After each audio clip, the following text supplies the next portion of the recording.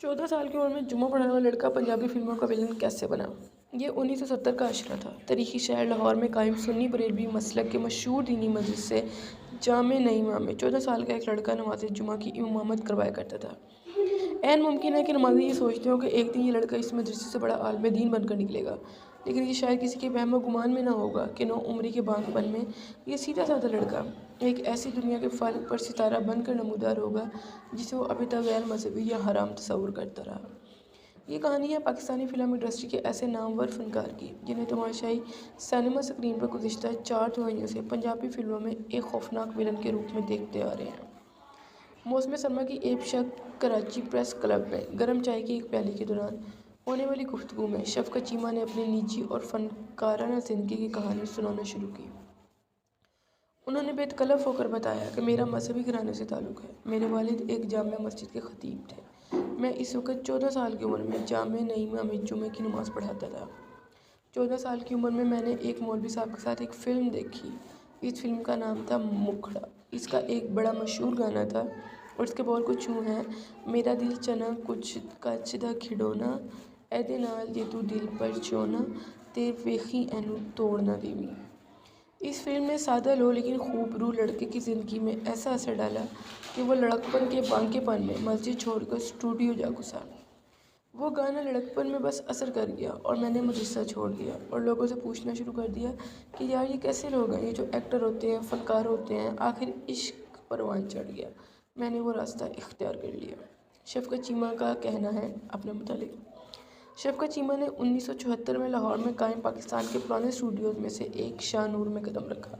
ये वो दौर था जब पाकिस्तान के वस्ती पंजाब में पंजाबी फिल्मों का अरूज था। इस वक्त सुल्तान राही और अंजुमन की जोड़ी बतौर हीरो और हीरोइन सुपर हिट जा रही थी, जबकि मुस्तफ़ा कुरैशी समेत दीगर कई फ़नकार विलन के रूप में कामयाबियाँ समेट रहे थे।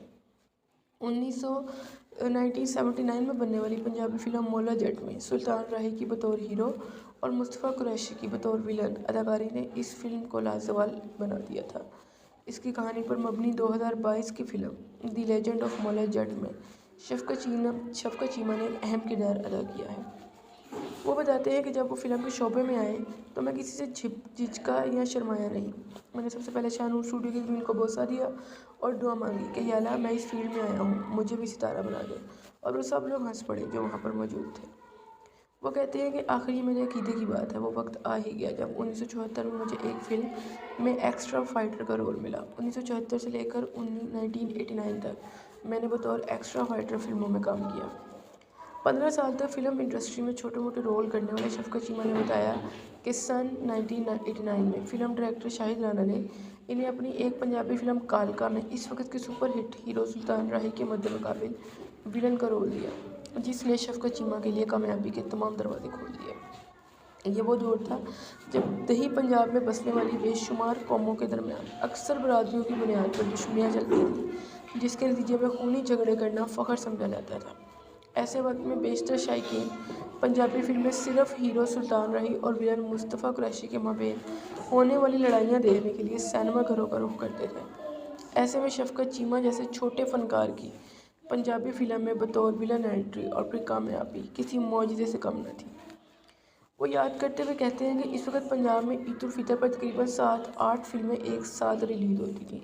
सुल्तान राही साहब का वो होम पीरियड था जब कालका फिल्म लगी तो और उसके साथ रिलीज़ होने वाली बाकी 7 फिल्में जो बड़े बड़े डायरेक्टर्स की थी वो फ्लॉप हो गई।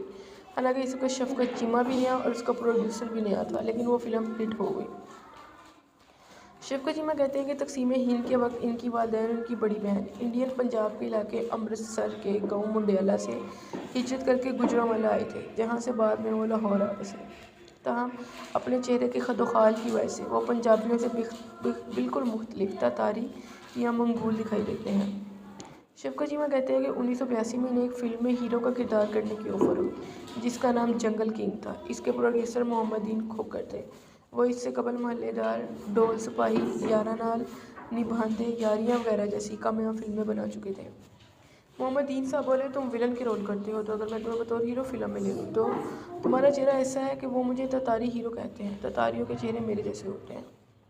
وہ یاد کرتے ہیں کہ فلم کی تیاری کے لیے میں نے 1982 میں مسٹر لاہور کے لیے طنز سازی کے مقابلے میں حصہ لیا، دن رات کی محنت کی، لیکن جب تیار ہو گیا تو فلم کی شوٹنگ کے دوران شیر کے ساتھ میری لڑائی کا سین تھا۔ شیر نے میری ٹانگ پر پنجہ مار کے اسے چیر دیا۔ شفقت چیمہ کے بقول اب پروڈیوسر سے اچھا تعلق رکھنے کی بجائے انہیں سرکس کے شیر سے دوستی کرنا تھی۔ وہ بتاتے ہیں کہ اس واقعے کے بعد محمد دین صاحب نے لکی ایرانی سرکس کے مالک سے کہا، اس کو اپنے فلم میں ٹارزن بنانا ہے، اگر اس کو سرکس کے شیر کے ساتھ چھوڑ 3-4 مہینے جہاں بھی سرکس لگتی میں وہاں جاتا۔ شیر کو میں نے اپنا یار بنا لیا، اس کو نہلایا، اس طرح شیر کو مانوس کر لیا۔ شفقت چیمہ نے بتایا کہ آخر میں علاقے میں لکی ایرانی سرکس لگی ہوئی تھی، وہیں پر درختوں کا سیٹ لگا کر شیر کے ساتھ فائٹ کا سین شوٹ کیا۔ تاہم پروڈیوسر محمد دین کھوکر کی وفات کے باعث فلم جنگل کنگ کے نامکمل روز سٹور روم کی نظر ہو گئے اور اس کے ساتھ ہی شفقت چیمہ کا ہیرو بننے کا خواب بھی۔ لیکن ان کی مضبوط جسامت اور لمبے قد کی شخصیت کو دیکھتے ہوئے پروڈیوسرز نے انہیں بطور ویلن فلموں میں لینا شروع کر دیا اور اس کبھی نہ ریلیز ہونے والی فلم کی تیاری کے دوران مقابلہ طنز سازی کے لیے کی گئی محنت کام آئی۔ میں نے سوچا کہ یار میں کس طرح اپنے آپ کو متعارف کرواؤں، اس طرح میری طنز سازی کے لیے کی گئی محنت کام آئی۔ مرحوم پروڈیوسر محمد دین صاحب نے مجھے بادام کی بوریاں لے کر دی تھیں تیاری کے لیے۔ شفقت چیمہ کہتے ہیں کہ سن 1989 سے لے کر آج تک میں بطور ویلن ہی کام کر رہا ہوں۔ پھر ایک وقت ایسا بھی آیا جب میں نے 34 فلموں میں ایک ساتھ کام کیا کیونکہ ڈائریکٹر نے کہا کہ کوئی دوسرا شفقت چیمہ ابھی آیا ہی نہیں۔ وہ یہ دعویٰ کرتے ہیں کہ انہوں نے اپنے 45 سال کے فلمی کیریئر میں 941 فلموں میں کام کیا ہے، جو کہ ان کے مطابق پنجابی فلم انڈسٹری کے سپر ہٹ ہیرو سلطان راہی کی فلموں سے بھی تعداد میں زیادہ ہیں۔ یہ پوری دنیا میں ایک ریکارڈ ہے۔ سلطان راہی صاحب کی 827 فلمیں ہیں اور میری 1941 موویز ہیں۔ تقریباً 17-18 سال تو میں نے بطور ایکسٹرا فائٹر کام کیا۔ اگرچہ شفقت چیمہ اپنی پیشہ ورانہ کامیابی پر فخر محسوس کرتے ہیں، تاہم اس کی وجہ وہ اپنے پختہ مذہبی عقائد بیان کرتے ہیں۔ آپ دیکھیں کہ منفی رول کرتا ہوں، لیکن یہ عاجزی اور انکساری کی بات ہے کہ ماضی کے جو ویلن تھے میں منفی رول کرتا ہوں لیکن یہ عاجزی اور انکساری کی بات ہے کہ ماضی کے جو ویلن تھے جب وہ اسکرین پر آتے تھے تو لوگ انہیں گالیاں دیتے ہیں۔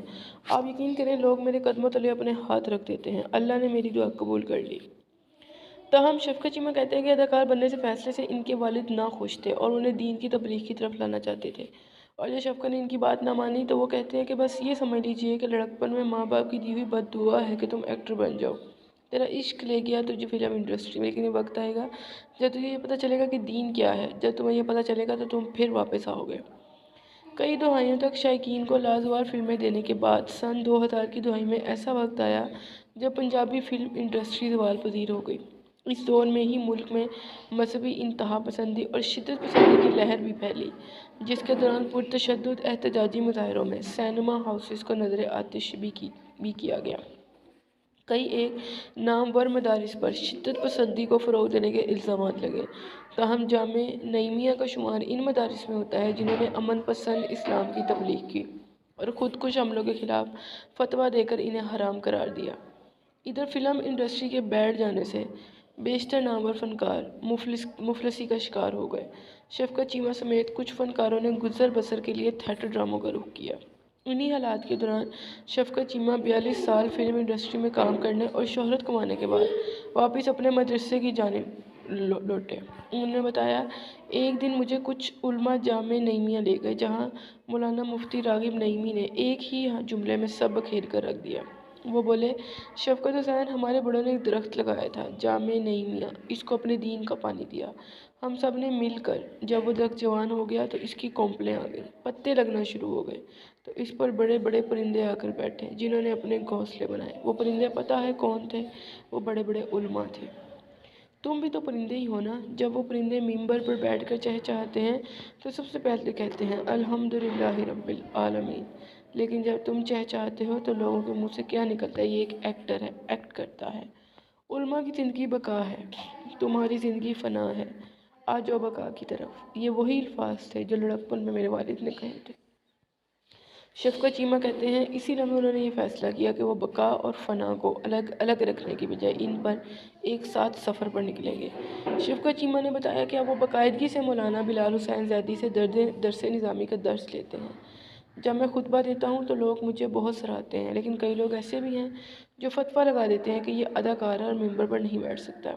ایک مولانا صاحب نے کہا کہ شفقت جہاں تک نظر جاتی ہے لوگ ہوتے ہیں جو تمہیں دیکھنے آتے ہیں، اگر تم ایکٹر نہ ہوتے تو اتنے لوگ تمہیں دیکھنے نہ آتے۔